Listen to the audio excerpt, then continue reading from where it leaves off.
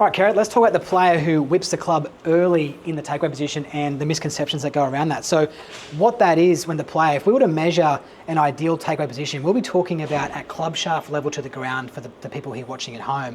And using this as our measurement point today in our topic area for this video.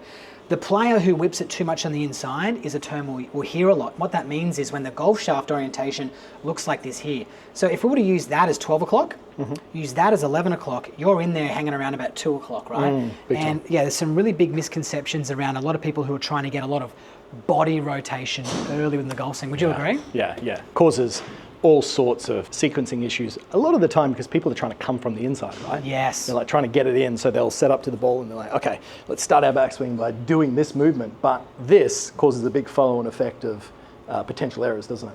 Yeah, absolutely. And I think, you know, when I like to talk about the golf swing, I like to separate into two separate entities, right? One being the arms and club structure and the other one being the body pivot. If we can build those two through individual drills, then we can start to build a really nice golf swing. Now, when you talk about coming from the inside, and I think a lot of smart people just think that I want that club to come more on a positive angle of attack like we've got here with our numbers, right? So a positive face to path number here, positive club path, and that golfer is trying so hard to come in, therefore having momentum issues as well coming out and over, and they're in a world of trouble. But I think what the golfers and what people need to understand and need to learn about is the turning rates of our body within the golf swing and when they happen. So if you go to club shaft level to the ground in the takeaway position for me here, right, to there, what we happen here, we have very minimal hip turn in this part of the golf swing from here. What we've mainly done is we've just tilted. That's given us the indication that we've actually got a little bit of rotation at that same point in time. But in fact, we've just tilted and we've just hinged our wrists here. So just do that again for me there. Beautiful. So if you're the golfer who is feeling that this is coming too far inward here too early, that's what's happening. As that's coming in, that is going too early. So start again for me there. Good. So now I want you to go to the top of the backswing for me. So what we understand here, when you go to the top of the backswing, we're going to see roughly between 30 to 40 degrees of pelvis rotation, right? And we see 90 degrees of chest turn at this point in time. Now, what we see there is that's turning 3 to 1. Does that make sense to you? So go back down to the start position there for me. So there is absolutely not necessary at all to turn our hips. So if we kind of understand the role of this in our golf swing, go to left arm level to the ground, good to there. Then from here, what we're going to start to use, we're actually going to use that right hip as it turns to give us the hand depth. That's what we're asking for that right hip to do, right? We're not asking the right hip to take the club away for us in the takeaway position. Yeah, and I feel like in the attempt of players trying to come from the inside, because we see a lot of players make this move because they might be slicers and over the toppers. They go, well, I just need to get everything coming more from the inside. But then all of a sudden, like you said earlier on, that can give you or compound the issue of coming over the top, because otherwise you'd miss the ball completely.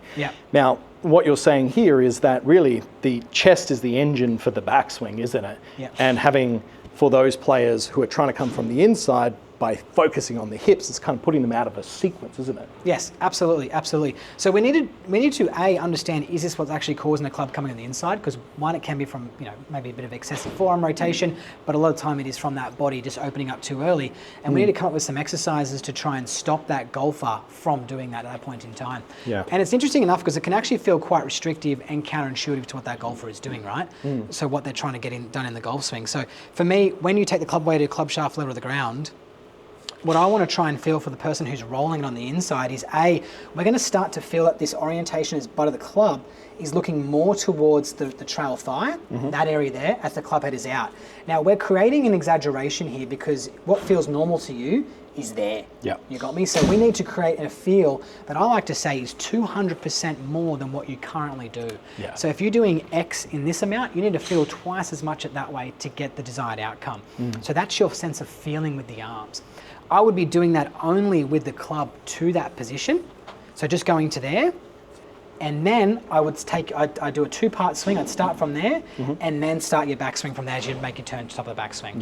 Feeling quite restrictive. Straight away, after demonstrating the position where I was too far around, I can even see and feel the follow-on effect of how my shoulders are working, how my body is rotating and tilting to the top. So it is going to feel quite different from what you're used to, but the purpose of this drill early on, kind of presetting, let's say, this takeaway position, is just to bring awareness of how, if you were to film yourself, it might seem totally exaggerated, but then they put it on camera, they look and they're like, oh wow, I've always wanted my backswing to look like that at the top. Yeah. And even though it felt probably disgusting the first time they did it, yes, or like something that they completely shouldn't do, yes, counterintuitive, it gives them the appearance that they've been striving for, and it's probably eluded them for a while.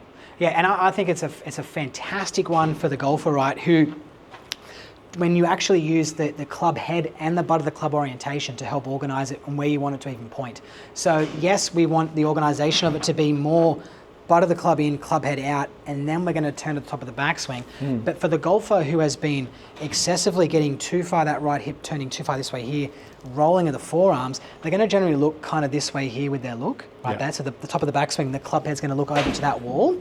So how I like to organize that golfer is we're going to go A to here, feel like this, and then we're going to get that club head pointing at that side of the wall there.